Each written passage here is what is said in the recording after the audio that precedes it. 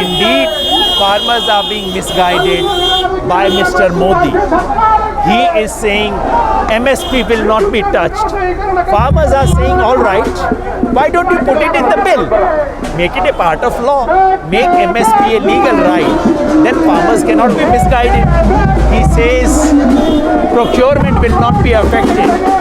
Why don't you issue an order saying how much procurement will take place? He says APMCs will not be affected. Why don't you give equal rights to private mandis and APMC, put the same taxes so that there is a level playing ground? But he is not going to do so. So it is the Prime Minister who is misleading the farmers.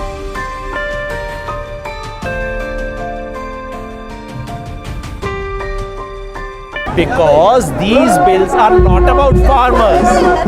The ECA amendment is about stockists. The APMC Act is about big business. And contract bill is about companies. So these are in the interest of corporate. Mr. Adani is very big time into agriculture.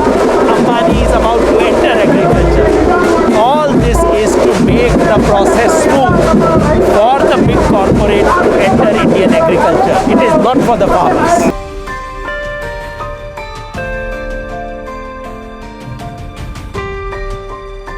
It was shameful. I have known Harivanshi for 25 years. I have known him as a good journalist. I have known him as a friend. He has been very respectful to me. But what I saw yesterday was shameful because I had expected him to oppose the bills. He does not. He's a speaker. I had expected him to at least allow honest debate on it. He does not allow even Devagowda to speak. And the least that was required, which is a legal constitutional requirement, is to have a vote, to record the vote. He did not even allow that. To my mind, if the institution of parliament has suffered in his speakership, so as a friend, as a well-wisher, and as an admirer of Harivanshi, I have requested the only way to save your honor and reputation is to please resign now.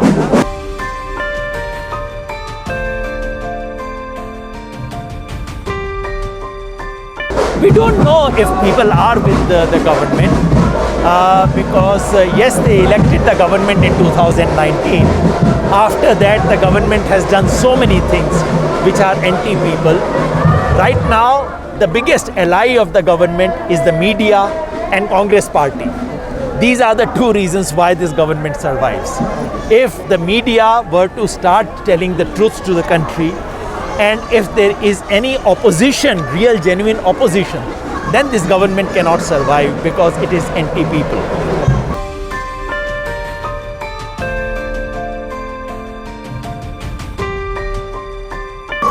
Absolutely, because in Delhi riot, the Delhi police is not questioning those people who have given public hate speech.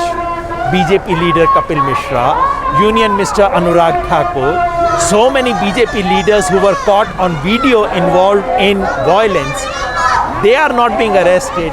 They are not even being questioned.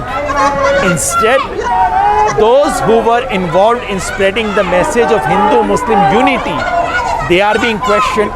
People like Harsh Mandar, Apurvanand, all these people are being questioned. The Delhi police, which Delhi police itself was caught on video helping the rioters, they have not arrested a single person from Delhi police. Instead, the entire inquiry is about proving that what the Home Minister had said was right.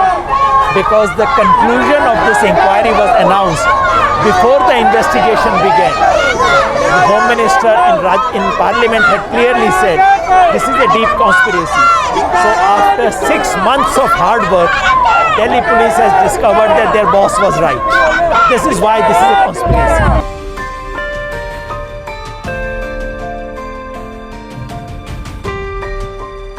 I'm shocked because I have known Umar Khalid.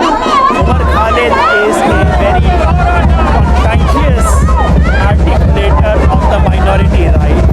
He has not advocated violence, not in my presence. He has been actually demanding rights for minorities, and in that context, to arrest someone like him is to give a message to the Muslim youth that if you protest through democratic means, then your voice will not be heard. That is a very sad message, because whenever, wherever moderate democratic protests are crushed, it gives rise to extremism.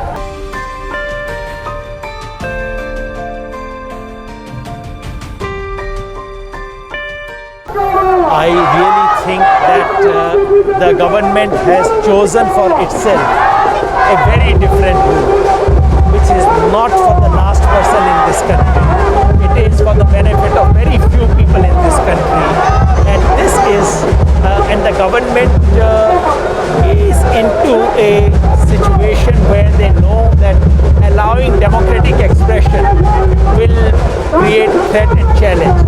So they are into every possible effort to curb democracy and to work only for a minority of the country.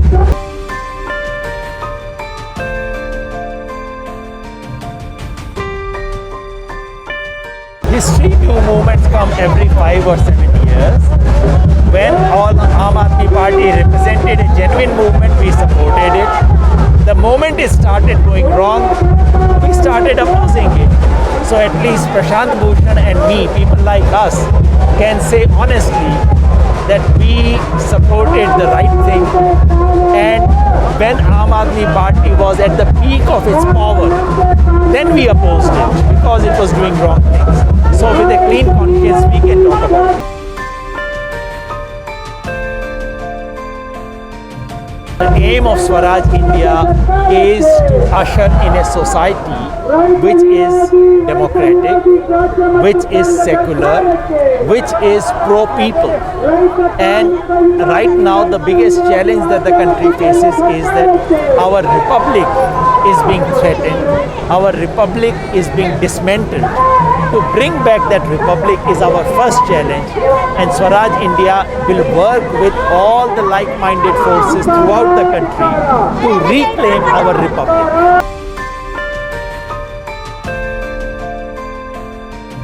No one movement can do this job completely. People like Kanhaiya and student movement has played a very important role. The struggle against unemployment is continuing. We must continue with this, and in the process, the movement will succeed, I'm sure. See, I'm now just lagging behind.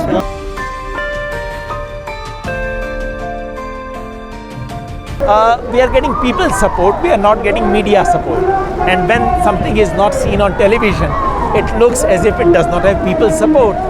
So what it needs is amplification. Thank you, sir. Thank you so much.